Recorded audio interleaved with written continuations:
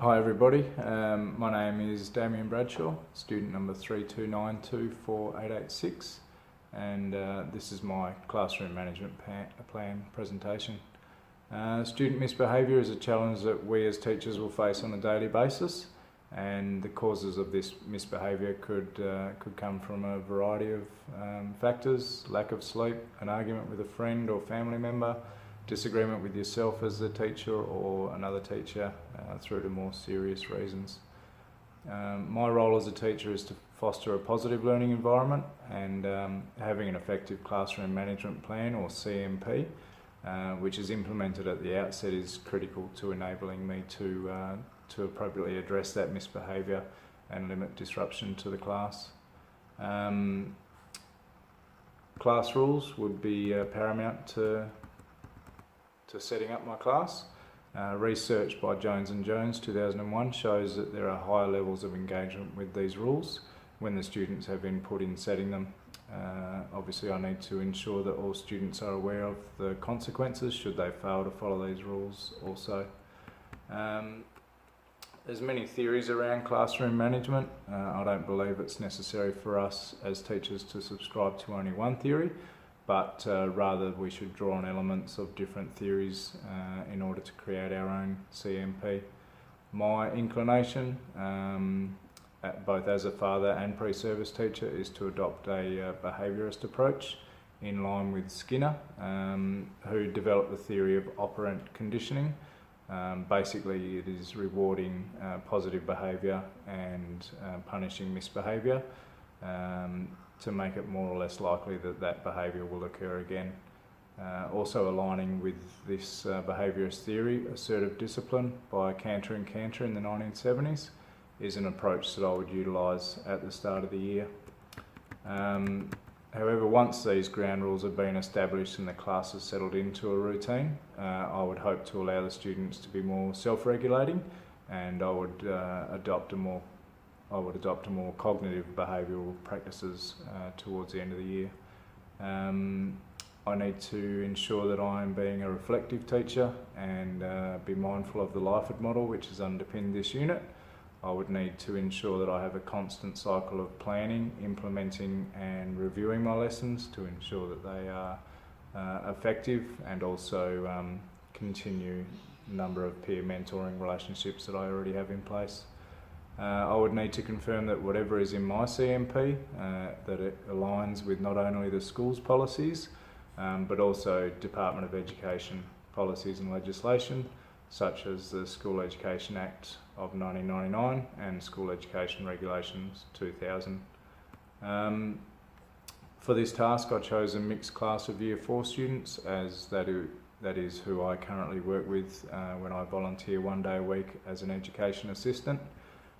My CMP would be instilled prior to the start of the year, or prior to meeting my students, in terms of setting up of the classroom. This includes I would have my rows of desks in a U shape towards the back of the classroom, with pairs of students seated next to each other to assist with cooperative and collaborative learning in line with the Johnson model, and also to tie in with social constructivism theory, to have these students working together as well. These pairings would obviously be changed throughout the year depending on behaviour and also the more knowledgeable other aspect of the theory from Vygotsky. Decoration of the room itself, I would try and limit artificial light and have as much natural light coming into the room as I could. I would leave room for my students' work throughout the year to be displayed, to create a sense of welcoming and belonging.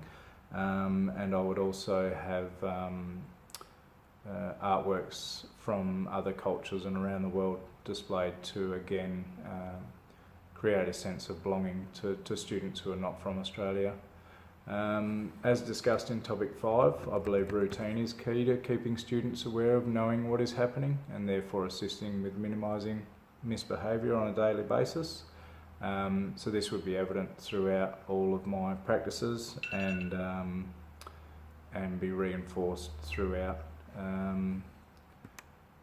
Proactive strategies that I would input are rewards chart, where the students can see on a daily basis how they are going. Now these rewards or prizes would be aligned with the students' interest to heighten their intrinsic motivation for achieving the extrinsic reward. They don't necessarily have to be a financial outlay for the teacher. They could be a free time for the student, or sitting next to a student of their choice, or more responsibility and classroom roles if that appeals to them. But I would also mix this in with the usual assortment of toys and rewards that motivate students of this age.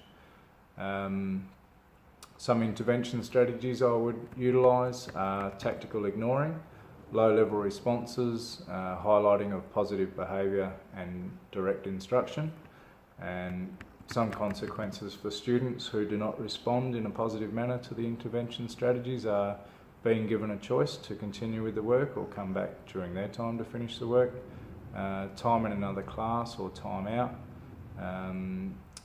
But this would not just be to get away from the class, they would still have to do the work with an education assistant.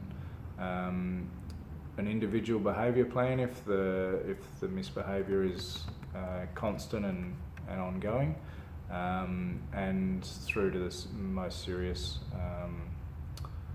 suspension or expulsion. Now these are aligned with the bumping model of Bennett and Smilanich of 1994, as discussed in topic 8. At the end of the day, my CMP is aimed at assisting me to produce confident, positive students who are willing to take risks and learn from their mistakes and be assisted on their path to being productive future citizens. Thank you for listening.